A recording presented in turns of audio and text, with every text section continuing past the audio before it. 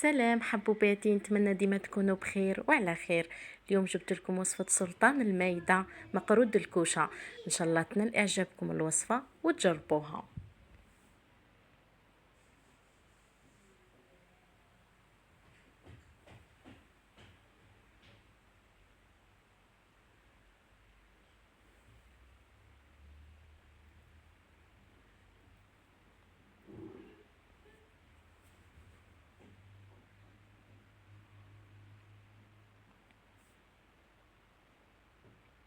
نبداو على بركة الله بالمكونات. عندنا 2 كيلات نتاع دقيق بكيلة تاع السمن، يعني كي نديرو 2 كيلات نتاع دقيق نديرو كيلة تاع سمن. والحاجة اللي نوصيكم عليها الدقيق ما يكونش حرش وما يكونش رطب، يكون متوسط. لهنا عندنا جلجلان وعندنا ماء الزهر.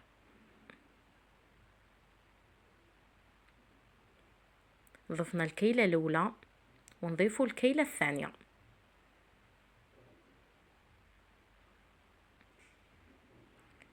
كما وصيتكم الدقيق ما يكونش حرش وما يكونش رطب، يكون متوسط.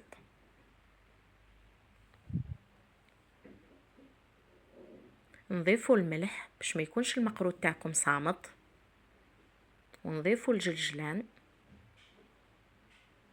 نخلطوهم مليح مع بعضهم.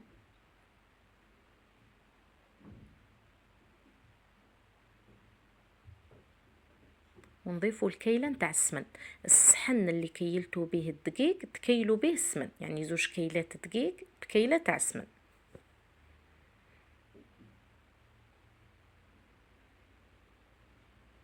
لهنا نخلطوه مليح.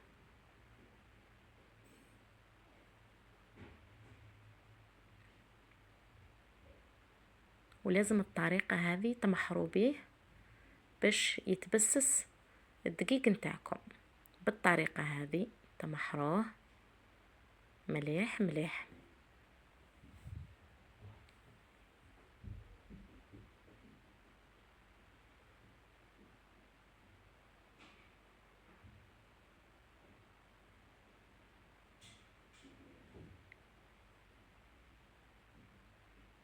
لهنا محرتو مليح، نضيفوا له رشات من ماء الزهر، يعني ما نكثروش، يعني رشات خفاف،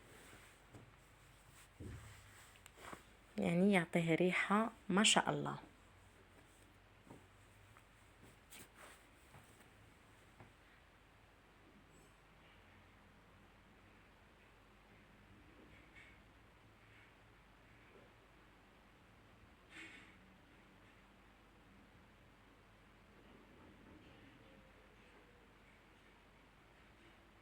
يعني كي تتبعوا الخطوات راح تنجحوا في الطريقة نتاعو.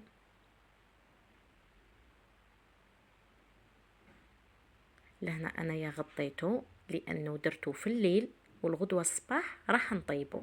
لهنا بات، يعني خليته يبات، يعني درته في الليل والغدوة الصباح راح نبدا نطيبه. غطيته بالطريقة هذه.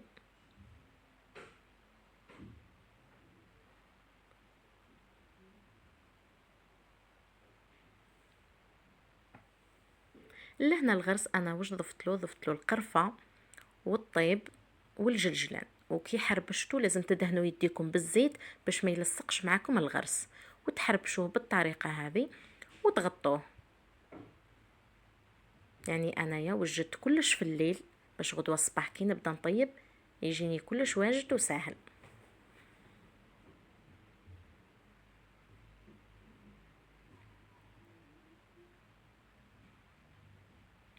الا هنا كي نبداو نطيبوا المقرود نتاعنا، الماء اللي نعجنوا به نضيفوا له عطر ماء الزهر. يعني عطر ماء الزهر راح يكون ريحته تهبل، نديروا منه قطرات وراح تكون ريحته ما شاء الله.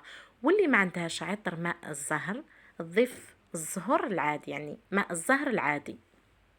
يعني عطر ماء الزهر راح يكون ريحته قوية.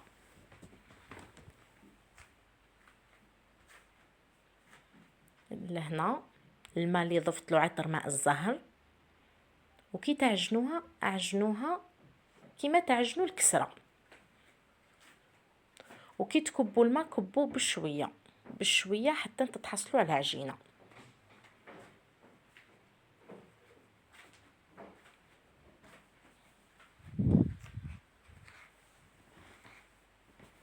بالطريقه هذه انا عجنته كيما هكا، لازم يكون حاكم روحو.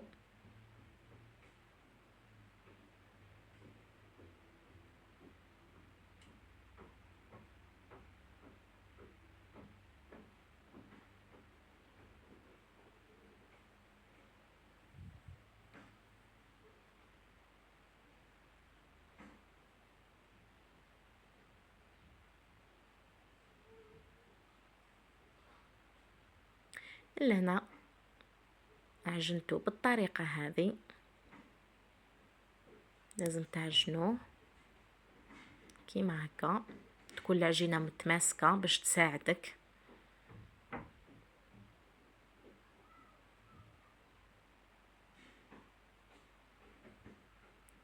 ولا هنا نشكلو على شكل حربوش بالطريقه هذه، يعني تبعوا كل خطوات راح تنجحوا في العمليه.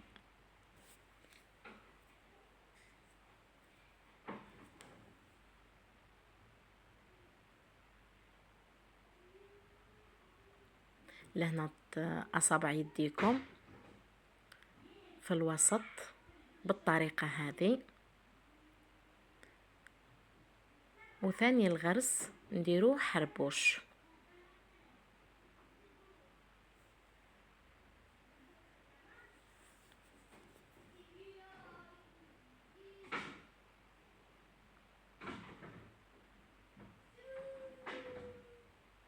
لهنا الغرس حاولوا تكثروا شويه الغرس باش المقروض تاعكم يجيكم بنين بالطريقه هذه. ولهنا نقفلوا عليها بالشكل هذا بالطريقه هذه.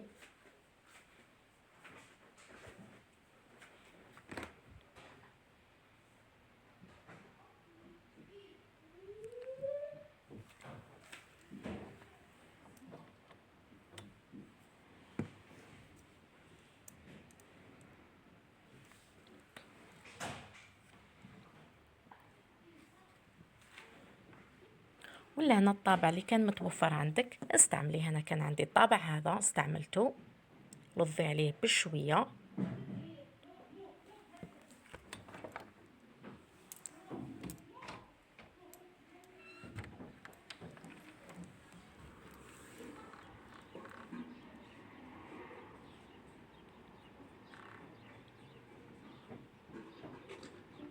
بالطريقه هذه انا خرج لي على الشكل هذا.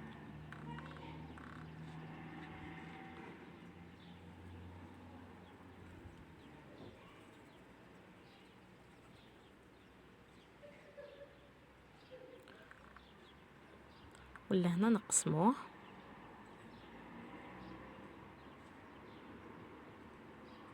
يعني ساهل ما يديش الوقت.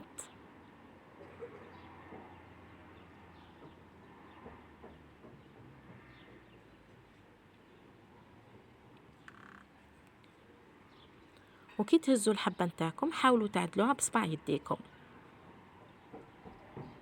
على الشكل هذا.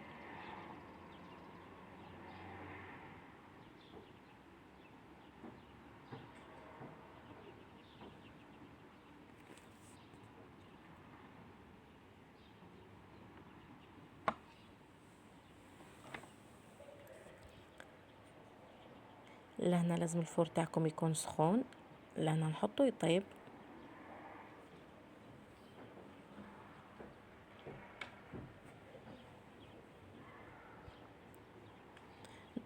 نوصيكم كي يكون طايب خرجتوه هو سخون ما تمسوهوش، لانه كي تمسوه راح يتفرتت معكم، خلوه يبرد. لهنا وجد المقرود نتاعي. احنا نحبو كي نطيبوه شويه حموره، ما نحبش يكون ابيض، نحب يكون شويه طايب بحموره. طاب لي بالشكل هذا، يعني جا ما شاء الله.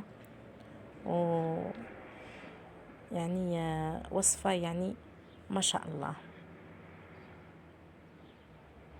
لهنا وجد معايا سلطان المائدة اللي لازم يتحط في كل مائدة جزائرية في العيد، لازم يكون هو الأول، يعني جا حمر ما شاء الله، جاي يتبسس بالشكل هذا، يعني جا روعة.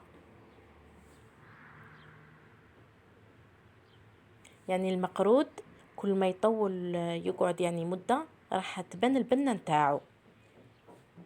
ان شاء الله تعجبكم الوصفة، جربوها.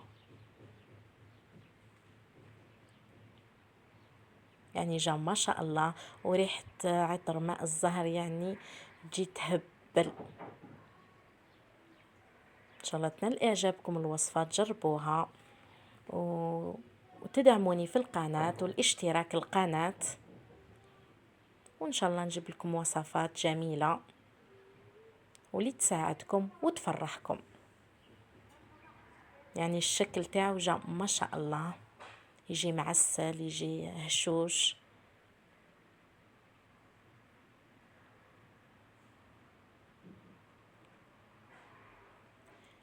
صحة فطوركم، وإلى فيديو آخر.